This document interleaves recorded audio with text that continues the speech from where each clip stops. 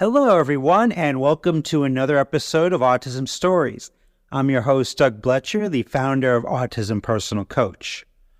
Autistic people are the true experts of the autistic experience, and Autism Stories is where we interview autistic people to learn from their stories, experiences, and get their insights. If you would like to be notified about each week's episode of Autism Stories, we suggest you subscribe on your favorite podcast listening platform. We would also appreciate it if you could give us a positive rating and review, as it will help others to learn about autism stories. On today's episode, Heather Myers joins us to discuss modern utopias, translating autistic experiences and demystifying them for a neurotypical audience, and her experience as a journalist. We hope you enjoy today's conversation. Heather, thanks so much for joining me here on Autism Stories.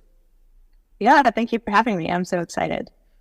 Many of these episodes, I always want to start off by learning about your journey into the autistic community. Where does your story begin? Yeah, it actually starts back in 2022. Suddenly, my oldest, as they were hitting adolescence and that brain change, I just started noticing things, they got so awkward, right? And they were this beautiful young child, people would stop them on the streets and comment on their beauty. And so, that hid a lot of their early autistic traits. They had sensory processing disorder from, infancy was recognized by the county, and social and performance anxiety in second grade. But, people assigned female at birth, beauty gets you a long way in this society. So it wasn't until they got pimples and cut off all their hair for practical reasons, that I could see the oh, you're awkward compared to society norms. And that is the only thing that kind of clued me in. And I started doing research on subtle autism in girls and women, and that led to a neuropsych evaluation for my oldest, and that was confirmed. But they had a more kind of, I know I don't use Asperger's, but Aspie type profile, more traditional, stereotypical Aspie kind of female profile. And I didn't. I'm such an extrovert. They're super shy. We're opposites in every way. I love that child, but I'm you can't be extroverted and really good at social skills and, get society and be autistic, right? But in all that research, I saw all these tiny things and I'm oh, I do that. I do that, on blogs by women with subtle autism. And I don't think subtle autism is really a separate thing either. It's all it's all the same. It's just whether it's external or internal for me. So yeah, I was oh, I rub my feet to go to sleep. Is that weird? And so I basically diagnosed myself, but I was I have no idea why I'm autistic or how I'm autistic. So I did a neuropsych eval in February of last year, so a year ago, and it confirmed. And then I was shocked at what the eval pulled out from my brain that I wasn't aware of doing. And so I've done all this research since, just for my kids' sakes. It turned out my spouse is also autistic, and all my kids are. So it's been quite the journey. Now, talking about beginnings, I saw on your website that there was a picture of you when you were 3 years old, protesting the injustice of having to wear a shirt just because you're a girl, when all the boys could roam free in the heat of the summer. So I think that's really a great example of us as autistics not understanding society's expectations. Why do I have to do this thing? I was always asking questions as a child, why? So what societal expectations kind of present day would be helpful to change for you, and a result would very much improve your life? So much, everything. One, I always understood the expectations. I just rejected them. So like the norms, I got them and I understood their history too, but I was just like, look, we're a modern society. Like I'm like very prepubescent here. I'm a 3-year-old to 5-year-old. Like I look the same underneath my shirt as the boys do. And that's what it was. It was like, we look the same under our clothes at this time with just shirts, right? I got that. And I'm like, oh, we're not in the Victorian era anymore. So like, why do I have to wear a shirt? And I think today, like more parents are okay with their girls, that age running around the backyard without a shirt. But there's still a pretty big stigma. But I think gender is a thing that is so challenging for someone who's autistic or neurodivergent, especially as a woman, just because we're so under-identified, because we can't actually, it's so not socially acceptable to have autistic traits as a woman because people associate those with masculine traits as well. Like, sloppy appearance, right? Like I could have never gotten away with wearing sweats and had my hair sticking up, which is a stereotype of autistic boys. But like all boys can get away with that, right? And so autistic boys can too, but no girls can get away with that. So autistic girls can't either. Does that make sense? So like we're all having to bury it so much more because like the band of like acceptable female behavior is so narrow compared to men. You have to be attractive, but not too attractive. You can't be too assertive in a meeting at work. You can't be into geeky stuff like Lord of the Rings or Star Trek or whatever. Like it's not okay.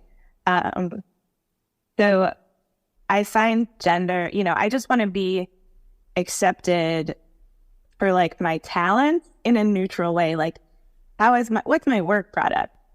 Whether I'm autistic or not, it goes with being autistic or being a woman. Like you shouldn't consider someone's autism in evaluating their work, right? Like maybe they need to wear noise canceling headphones and sunglasses in your building, but like, how's the work, right? So like, that's the thing is I think people we need to get to a point in society that we don't base our expectations on stereotypes that just aren't true.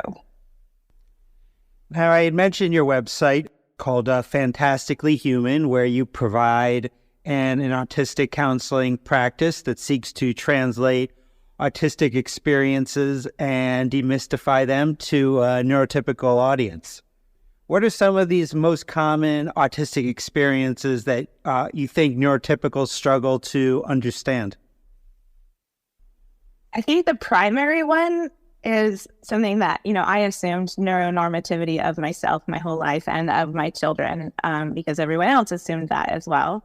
And it wasn't true. And as soon as I learned that my child was autistic, and even when I figured out that I was autistic before I understood why, I was like, oh, I guess we're aliens now. Like, I guess, like we're unfathomable inside. Like, and it didn't make any sense, but that was what my, very limited and poor understanding of autism was, is that, you're shut off from the world and that you're, who knows what's going on in that brain. And it's like, no, like we're thinking the same things, we're feeling the same things.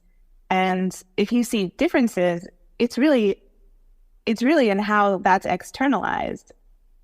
Yeah. And we more often than not have like exceptional abilities. Like it's not like we're melting down because the air conditioner, like we're too sensitive to the air conditioner. It's like our hearing is so good and so amplified, like animal like hearing, that air conditioner is equivalent to a jackhammer. Like I can hear a tiny mouse in the walls in a different room of my house. And, when I hear that, it's me and the cat and the dog all go whoop, like suddenly, and nobody else notices. So it's like if you take a microphone that's set to that sensitivity, it's gonna give you some significant feedback. It's not gonna work. So like that's how I feel. I want to translate to neuronormative people that like, it's not because we don't have emotional regulation, right? Like it's because what you're seeing in an autistic meltdown or anything is like actual suffering. Like you have to trust the external state as being reflective of our internal state. Now, you've mentioned neuronormativity. I'm wondering, for you and your family, like, have there been some, like, at one point I thought I was neuronormative as well. So a lot of things have changed in my life, I think, in a positive way since then. So I'm wondering, for you and your family, how is life different? Are there some ways that life is better now? Yeah, it's so much better now. Like you can see this baby grand piano behind me. I didn't play piano my entire adult life because I thought I was bad at it. And I was classically trained and I was in this music group in high school, and I really wanted to sing and dance along with them, but like they didn't have a pianist. So I got stuck, playing piano, but I wasn't that good at it. I'm not good at accuracy. I'm not good at it's more of a finger thing, right? Like I can't get my fingers it's too stressful, right? So I just didn't play for 20 years. The day I got my, diagnosis, I don't think you can diagnose autism. I think it's more you're identifying autism. So I don't really call it a diagnosis. But when I got the results and learned why I was autistic, in the meeting, it was a Zoom meeting with my evaluator, and I just was like, I'm going to go play piano right now and sing. And he was totally on board with it. and I'd been composing music, and it just I didn't let myself because, I didn't want to seem like I thought I had a great voice. I don't. It's just this is joy. I had sort of cut off access to joy based on other people's opinions or imagined opinions of me being a show off or whatever. And I'm no, this adds joy to my life. So that's one thing. And I'm in singer-songwriter series now, performing, and I just started playing again last year after 20 years. Another thing that my parenting has really changed, right? I know now from my own internal state and learning about I'm really unlearning things, right? I'm not learning, I'm unlearning the weird norms that we have of we used to drag one of our kids kicking and screaming to school when they would refuse to go to school. And they have PDA, which was formerly known as pathological demand avoidance, which is pretty derogatory. So it's now more pervasive drive for autonomy, which makes more sense and is more descriptive. And so we were just no, you have to go to school. We're going to drag you to school. And because society requires that you go to school. And now it's just yeah, you can do that, but at what cost?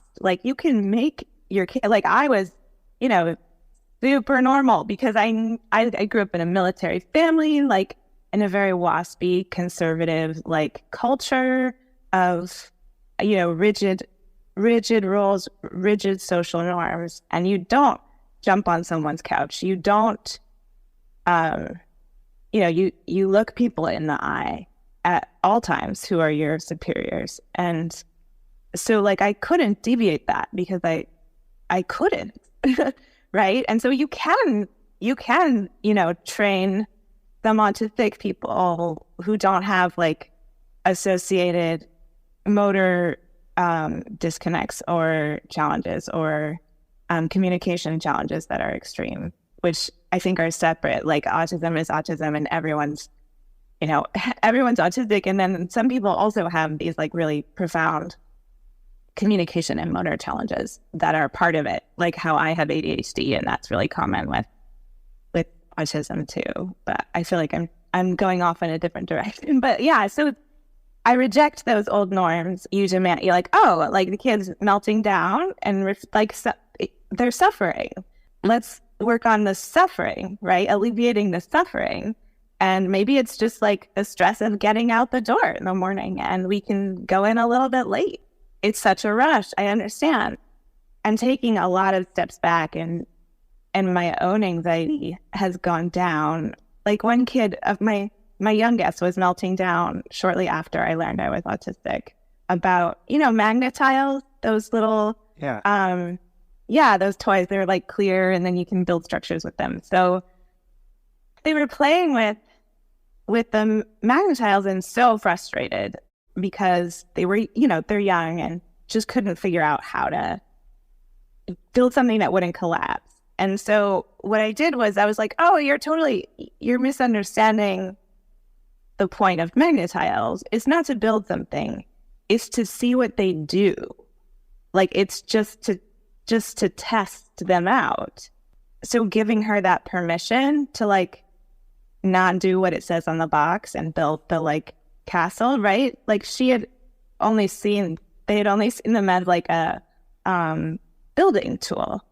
And because that's how society sees them. But I was like, you can just play with them, just like interact with them and see what they do. The point is to figure out what they do.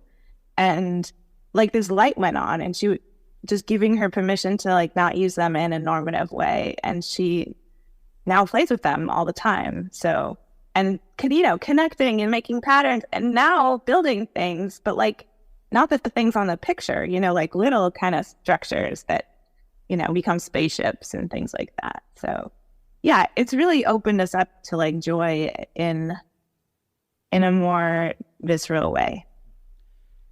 Now, you're also a writer and a journalist, and your literary work has been published in a lot of different publications. So I'm wondering what advice you would give to aspiring writers in getting their works published. There's a lot of really great advice out there, and it's all right. Like, it's all correct. Like, you have to read to be a good writer. You have to, like, and your early work is going to be an imitation, a poor imitation, whether you're a musician or a writer or anything. Like, you start out as any type of artist imitating, even the greats like, Michelangelo, Van Gogh, whatever. Their early work resembled other people's work. And that's how we learn. So, you can't be hard on yourself at the beginning. And you shouldn't be sending out work to publications in the beginning either. Like, you really need to have people read it and who you trust and be like, oh, this is actually really good. And I went a traditional route by going to a creative writing Master of Fine Arts program at a university. And that helped me along my way. But there's so many writers groups, like informal writers groups. Probably you could find them on Facebook or even at the library in your town. And that's the best way. Peers are really the best way to build your writing. And then, there's literary journalists out there, and you should probably subscribe to one, that you like, or read them at the library first. And that's how you you just climb the ladder. You start at like a publication that, takes entry-level new voices. And once you collect a couple publication credits and your writing matures, you can aim for the higher tier. And then once you get at that tier, you go to that's just how it works. And it's, it takes years, many, many, many years. I read that you have an interest in something that we haven't talked a lot about here on Autism Stories, which are modern utopias. What would be some examples of modern utopias, and how did you become interested in these? I have a thing that, like, the thing I'm stuck on as a human and always have been, and like learning I'm autistic has really put this to the forefront, is that like I have always felt and still feel that like everything designed in the world, like built environments, systems, like bureaucracies, schools, institutions, everything, like the number one thing, the first thing that you have to plan for is joy to make it functional, even, right? So, and that's not even on the list. Like, if you think of like all the schools, public schools, and you go to these buildings and they're just like awful, like they're just awful inside, they're like concrete blocks and they smell like disinfectant sometimes. And There's not a lot of natural light, the noise is so loud, the lights are so fluorescent. And it's just like, nobody's happy in these spaces. No one. And you can't learn if you're not calm and relaxed. And it's like, or like public housing, right? Like, who would design an ugly building? Like, it doesn't cost a lot more to just, you have to make a building, right?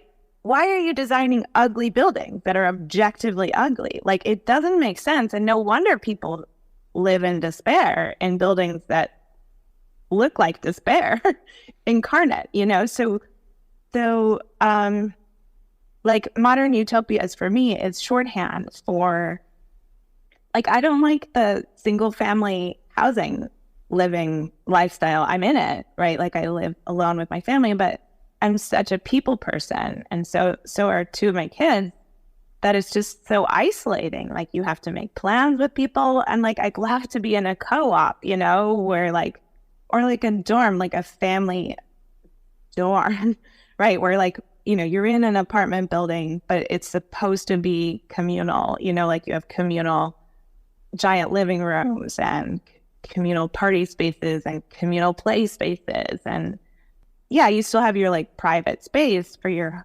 home. I need that private space and get away from people at the end of the day so that I don't have to listen to their chewing or whatever. Like, people can still annoy me, but yeah, like, as I've been writing a book about autism, and there's like a lot about joy-based design. And I think the design world has actually picked up on that more than society. Joy, or just human happiness or comfort or whatever, like, should be the first objective. And if you're designing a building or a system, like, the DMV or something, and it's so complicated, like, everyone's frustrated. Like, one, it's not accessible to people who have, a different brain approach. If it's got like 14 steps, my ADHD is just like, nope, not going to do it. Like, I'll drive without a license. No, that's not true. But I do push it off still as much as possible, that sort of thing. So I think the city of Copenhagen in Denmark is like as close as it gets to a real life modern utopia. In terms of like built environment. If you Google like really cool public spaces in Copenhagen, they've like got murals you can see from space almost. I mean, like, they've got like a building that you can ski down on fake grass with a park on top. It's just like their whole way of being. They have like an anarchy couple of blocks where like there aren't any laws except for like you can't murder someone. Like, you can do whatever you want as long as it's not like some heinous crime. I don't know. It seems like, and they invented Legos in Denmark. So I feel like there's got to be something about the Danes that understand that in an innate way that like the rest of us had to come at, our own way, or like just don't get it yet. Because there's joy, like there's just like incredible amounts of joy. I have not been to Copenhagen, but in researching like what are the coolest public spaces, what are the coolest playgrounds, like our playgrounds look all the same. They're cookie cutter, right? They're boring, and kids are just like, all right, like another climbing structure that looks the same as the other climbing structure. Like, okay, it swings. But like in Copenhagen, they're like, here's this giant dinosaur, climb it, or here's like a replica of a ship. Like, it's super fun, and it's not like a wheel and a telescope, but it's still a box basically like ours are. So yeah, that's a modern utopia. It's just like why can't you live with your friends and still be a family? It's asking like questions of like, what could like really be like, instead of like lonely and isolating, which clearly a lot of Americans is a made up statistic. But I think like, like a third of Americans don't have more than one or two friends or something. I feel like I've read that loneliness is an epidemic. Yeah, definitely. There was just a great article in Time about loneliness and autism that people should definitely check out. Yeah. Yeah, I saw that headline. Yeah. Heather, lastly, how can our listeners learn about you beyond this conversation? I recently started a Facebook page for Fantastically Human. People can just go to fantasticallyhuman.com, just spelled like it is, or Google it. And like, there's a contact form too for like people who want to engage. I don't really charge anything for the autistic community. Like, that part is like, I want that just for my own life, for helping people navigate, especially like newly diagnosed adults, late in life diagnosed autistic people. Like, I think we all need to band together, and like you're doing, like you're creating community. And so that practice isn't like, I'm really hoping to reform institutions, like that's, and institutions, can afford it. But like, for us, I'm just like, let's just hang out. Let's talk. Tell me your stories. I'm writing a book. Like, if anyone has stories about their autistic superpower, or, something that's holding them back or whatever, like, I'd love to hear them and include them. Well, Heather, thanks so much for the conversation. Very much enjoyed meeting you. Yeah, me too. Thanks so much, Doug, for having me.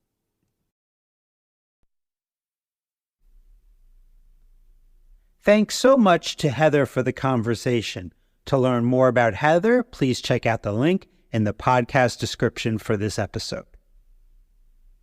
We always love hearing from you, and would especially love to hear from you relating to this episode on, if we lived in a utopian society, how do you feel autistic and neurodivergent people would be perceived differently compared to the world we live now? And how do you feel they would integrate into that ideal world? Here at Autism Personal Coach, our clients are the experts, our coaches are the guides. The majority of supports for autistics are not helpful. They try to fix us, not support us. That's why many are confused when we say our clients are the experts of their lived experience. Our clients are the experts for what has worked for them and about the things they need and want in their lives. Our coaches first listen to our clients and then ask thoughtful questions, offer resources, and strategize with our clients so they can get what they need to thrive. Would you want a guide in your life to coach you, to help you to get the things you desire? If so, then visit autismpersonalcoach.com for more information. I hope you enjoyed this episode of Autism Stories, and if you did, if you could tell a friend, foe, or anyone else you know about it so they could have the same enjoyable and educational experience as you when listening to Autism Stories, it would be very much appreciated. Until next time, I'm Doug Bletcher of Autism Personal Coach. Talk to you then.